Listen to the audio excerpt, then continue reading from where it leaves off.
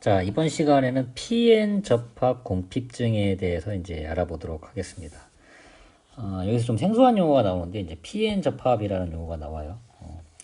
기본적으로 이제 반도체에서 가장 많이 사용되는 소자가 이제 트랜지스터인데, 트랜지스터도 기본적으로 이제 다이오드라는 이제 소자에서 이제 발전되어 갖고 나온 게 이제 트랜지스터입니다. 그래서 다이오드는 기본적으로 이제 P형 반도체하고 N형 반도체 이 두 개를 서로 이 접합을 해서 만드는 게 다이오드가 되거든요. 그리고 이 다이오드를 이제 두 개를 붙인 거. 그래서 실제 두 개를 붙인 건 아니고요. PNP 이렇게 이제 접합을 하거나 아니면은 NPN 이런 식으로 이제 접합을 하게 되면 이게 이제 트랜지스터의 이제 형태가 되게 됩니다. 그래서 결국 P형 반도체하고 N형 반도체를 이제 접합을 시켜가지고 이렇게 접합을 시켜가지고 만드는 게 반도체의 이제 주요 소자이기 때문에 이 두 개가 접합이 됐을 때 어떤 현상이 발생을 하느냐 이런 거에 대해서 한번 알아두실 필요도 있어요. 그렇게 해서 만드는지는 층이 이제 소위 말하는 이제 공핍층이라고 이제 하는 건데요. 영어로는 이제 디플리션 레이어 이제 보통 이렇게 얘기를 합니다. 그래서 디플리션이라고 하면은 굳이 한국말로 이제 해석을 한다고 그러면 뭐지? 고갈, 뭐 소멸, 뭔가 없어진다는 뜻을 갖고 있거든요.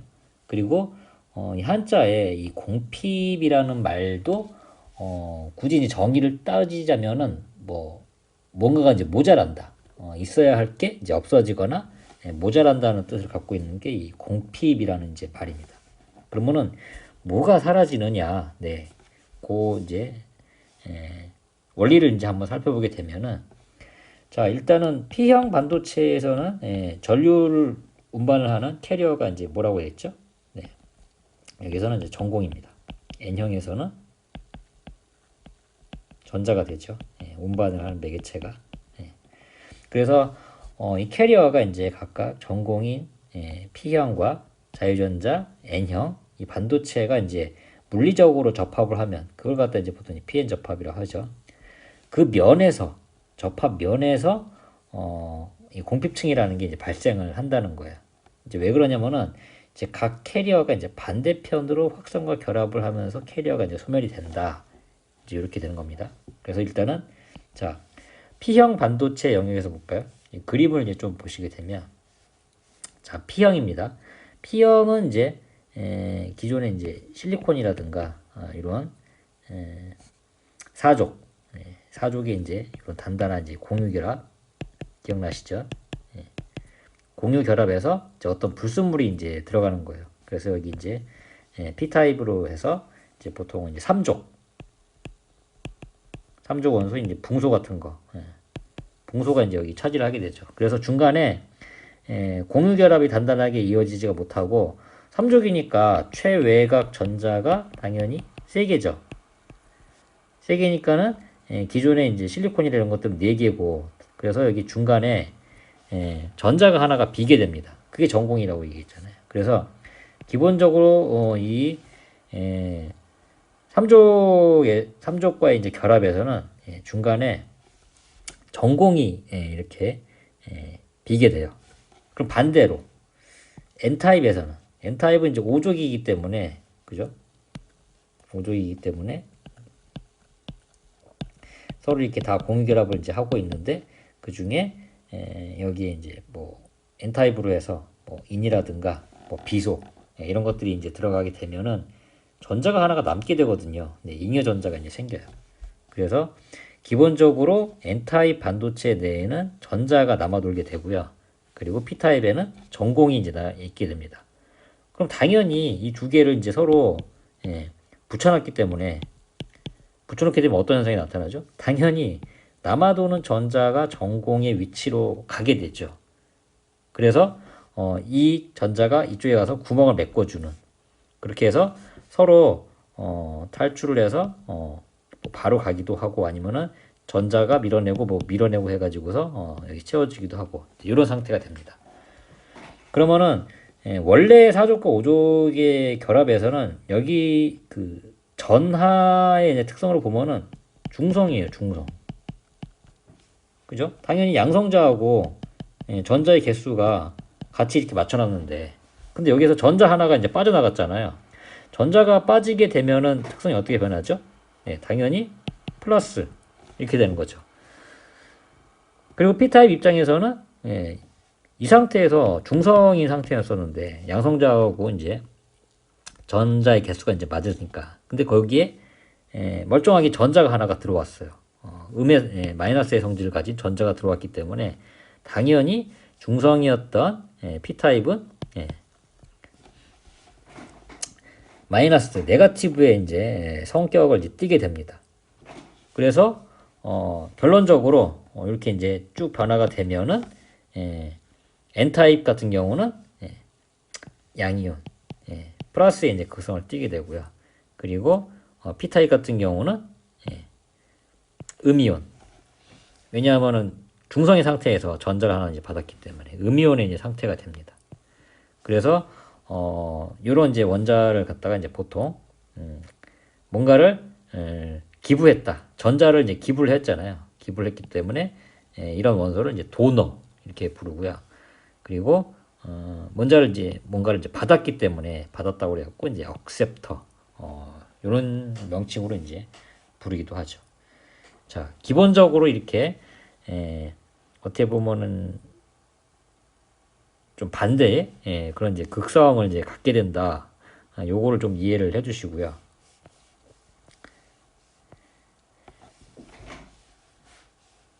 자, 그래서 이 공핍층이 이제 변화를 하게 돼요. 이 그림으로 좀 설명을 드리도록 할게요. 그래서 처음에 이제 N타입하고 P타입하고를 이제 붙여놓게 되면 여기 접합면이 이제 소위 말하는 이제 공핍층이 되거든요. 공핍층.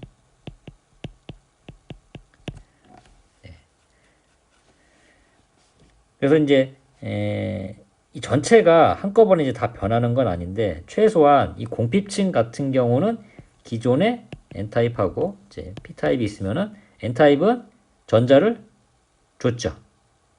여기는 전자를 줬습니다. 그리고 P타입 같은 경우는 전공이 있었는데 여기서 전자를 이제 받아서 전자가 되죠. 그래서 P타입은 이제 기본적으로 마이너스의 성질을 띠게 되고, N타입은 기본적으로 플러스의 성질을 띠게 됩니다. 그래서 여기 초기에는 이쪽은 다 전공이잖아요. 어떻게 보면 간략하게 표시를 하면. 그리고 이쪽에는 남아도는 전자가 있고요. 여기는 전자가 있고. 그래서 서로가 서로를 찾아가지고 채워주려고 이렇게 하기 때문에 전자가 채워주고 그렇기 때문에 초기에는 이제 서로가 서로를 향해서 이제 확산이라는 걸 하게 됩니다. 그래서 P타입은 N타입 쪽으로 몰려가게 되고, 그리고 N타입은 P타입 쪽으로 몰려가게 되고, 이게 이제 소위 말하는 이제 확산 에너지입니다. 확산 에너지. 그래서 N타입에 있는 전자는 P타입 쪽으로 몰려가게 되고, 그리고 P타입 쪽에 있는 전공은 전자를 찾아서 N타입 쪽으로 이렇게 막 몰려가게 돼요. 그런데 여기에서 극성은 어떻게 된다고 그랬죠? 극성? 극성은 N타입이 플러스로 바뀌고요. P타입은 이제 마이너스로 이제 바뀌게 되잖아요. 그래서 기본적으로 원래 P타입은 전공이기 때문에, 그렇죠?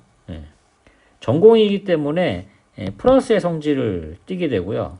그리고 N타입 같은 경우는 남아도는 게 이제 전자라서 이제 마이너스인데, 확산과는 이제 반대로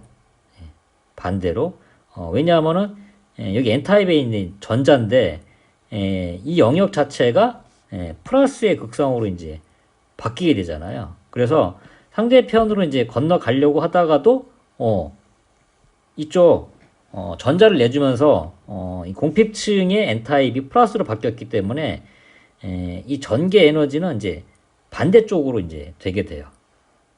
그래서 P타입 같은 경우는 이제 확산되는 거하고 이제 또 반대로 자기 자신이 이제 마이너스로 이제 바뀌었기 때문에 건너가려던 이제 전공에 이제 대비해서 돌아보니까 우리 쪽이 마이너스로 이제 바뀌었네. 그렇게 해서 이제 반대의 전기 에너지가 작용을 하게 되고요. 그리고 확산과도 이제 반대쪽으로 해서 전자도 이제 건너가서 전공하고 이제 합치려고 봤는데 이 전자가 떠나오면서 이 공핍층에 있는 영역이 플러스로 이제 바뀌게 된 거죠. 그래서 P타입 쪽으로 건너가려고 했는데 뒤를 돌아보니까 다시 우리 쪽이 플러스로 바뀌었네. 그래서 전자가 전기 에너지 상으로는 이제 반대쪽으로 이제 가야 되는. 그래서 확산의 입장에서는 전공을 찾아서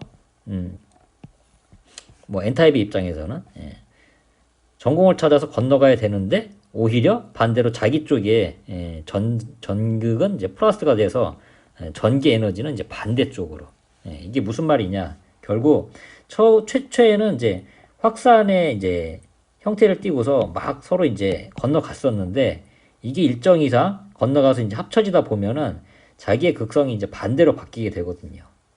그래서 확산과는 반대로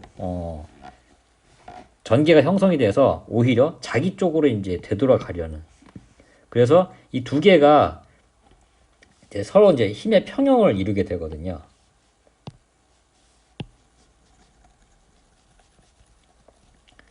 그래서 한참을 지나게 보면은 이제 이 두 개의 힘이 서로 평형을 이루게 됩니다. 이게 마찬가지로. 그래서 확산을 하려다가도 우리 쪽이 전극이 바뀌었네. 그래서 이제 반대쪽에 전기 에너지가 상향이기 때문에 요 두 개의 힘이 이제 서로 만나게 되면서 평형을 이루어요. 그래서 이 공핍층이 무한대로 이렇게 확장이 되는 게 아니고 초반에는 이렇게 막 확장이 되려다가도 요 전기 에너지 여기에 따라서 일정 영역 이상에서는 더 이상 확장이 안 되고 머무르는 이런 평형의 상태가 이제 오게 됩니다. 그래서 그걸 갖다가 이제 보통 전위 장벽이라고 얘기를 하는데 그게 이제 대략 뭐 순방향으로 뭐 0.6에서 0.7V 이렇게. 그러니까 이 공핍층을 넘어가지고 이걸 키워서 넘어서 전류가 이제 흐르려고 하면은 이 평형을 이루는 이 전기 에너지 이상을 줘야 서로 이제 상대편으로 전류가 흐를 수 있다 이제 그렇게 되는 거거든요. 그걸 갖다 이제 보통 전위 장벽이라고 얘기를 합니다.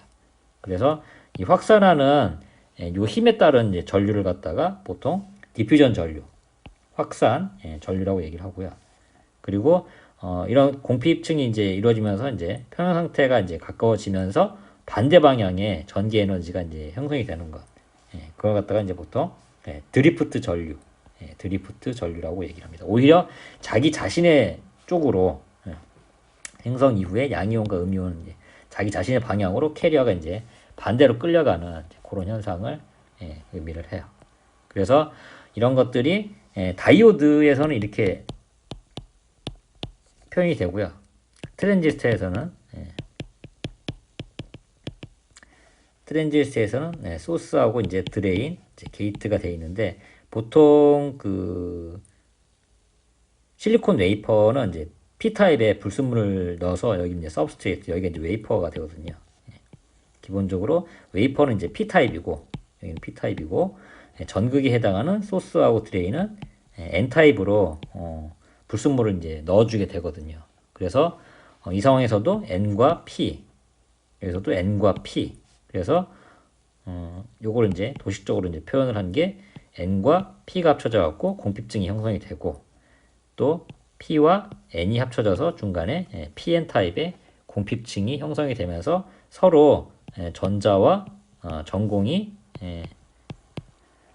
상호 이동을 하는 그런 공핍층의 이제 평형을 이룬다. 이렇게 보시면 되겠습니다.